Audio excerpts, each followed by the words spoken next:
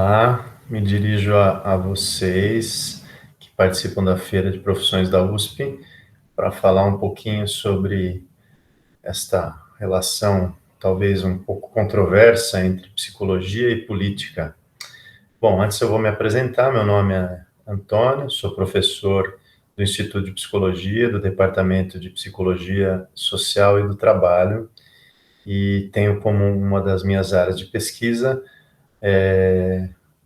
a questão do comportamento político e a relação entre psicologia e políticas públicas.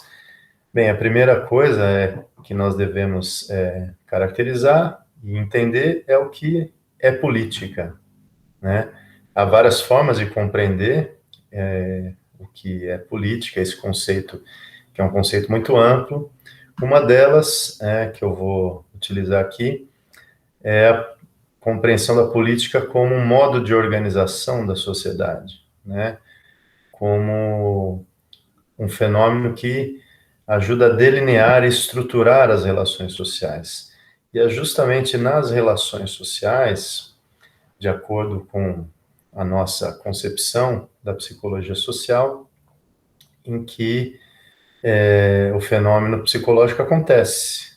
É nas relações sociais que o fenômeno psicológico aparece, se desenvolve. Não existe um fenômeno psicológico puro, né? Ele é sempre em relação ao contexto social, né?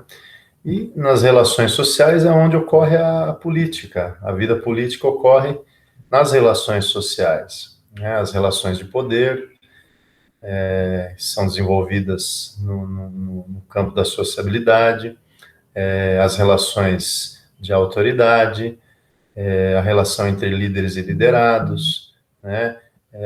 Também nas relações sociais em que surgem e se desenvolvem os sensos de justiça, os marcos de referência social, de convivência social, né?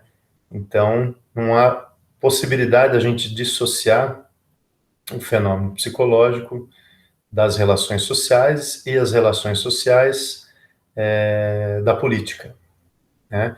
Nós podemos entender especificamente a relação entre psicologia e política, primeiro, do ponto de vista do conhecimento da psicologia. Como eu falei, não é possível entender, se debruçar sobre um fenômeno psicológico sem compreender como se desenvolvem as relações sociais objetivamente, né? E essa objetividade diz respeito à vida, né? A forma como a gente organiza a vida, ou seja, diz respeito à política também, né? No campo relacional, portanto, a psicologia e a política se encontram nas relações humanas, seja na família, onde há política também, a relação de um pai com um filho, por exemplo, ou entre casais, não é só uma relação da vida privada, é uma relação política também, porque ela estrutura, né, uma relação social no nível primário e também estrutura relações de poder, né?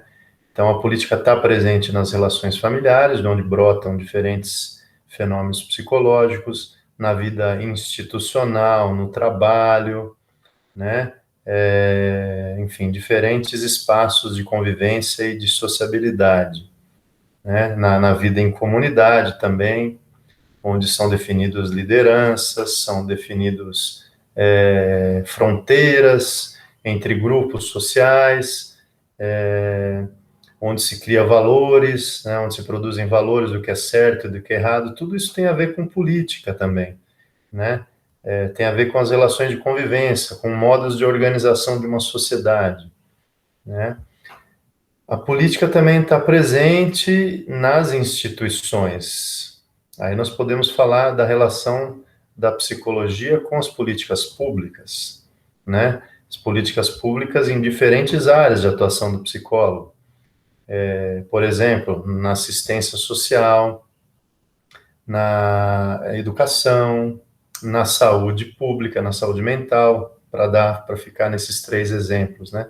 O psicólogo atuando nesses três espaços, ele atua diretamente com política, seja política institucional, uma série de ordenamentos do Estado que regulam a ação profissional do psicólogo, que estabelecem mediações da relação do psicólogo com a população atendida, seja também no entendimento do que se passa na vida daquelas pessoas, daquelas famílias que os psicólogos estão acompanhando, estão atendendo, né? Por que as pessoas desenvolvem algum tipo de medo, né? Em relação à violência, por exemplo, né?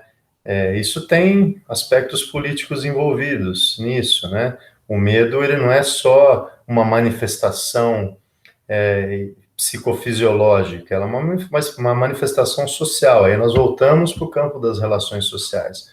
O medo de quem? Né? De alguém mais forte do que ele, né? De alguém que exerce algum tipo de autoridade, algum tipo de relação de poder em relação àquela pessoa que nós estamos ali acompanhando, né? Como que ela entende esse medo? Como é que ela encara esse medo? Aí você pode estabelecer 1001 relações, né?